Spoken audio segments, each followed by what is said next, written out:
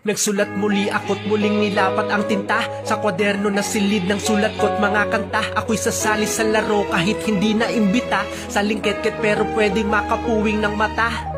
Susubok na maging isa sa pinaka o haligin ng kulturang nais na magkaisa. Paano ko magagawa kung tulad ko'y di kilala at hindi rin mabigat pangalan kong dala-dala? Mula nung una, nang matuklasan, agad ko nang kinaadikan. Bawat tugma na pumasok sa isip na binuo ko na kinahiligan. Laging kasama ko'y lapis papel, tinuring na tapat na kaibigan. Seryosong ito ang gusto, wala na pa dapat akong pagpilian. Sinimulan ko sa bawat tunog, sabay sa kumpas bumuo ng mga pyesa. Kadabugan di matapos sa dami ng mga litanya na nakareserba. Pero segunda, lalong umapoy nung mapakinggan ko yung kinta. Halos mabaliw nung nilabas pa nga niglak yung kanta niya ng Magda.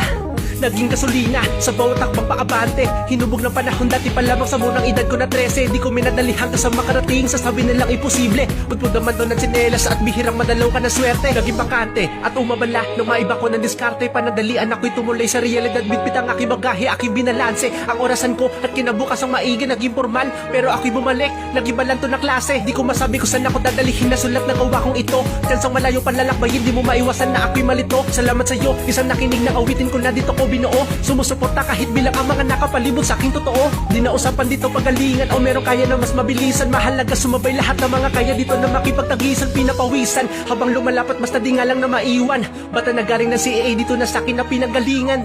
Aking natutunan, gamitin ang mga letra.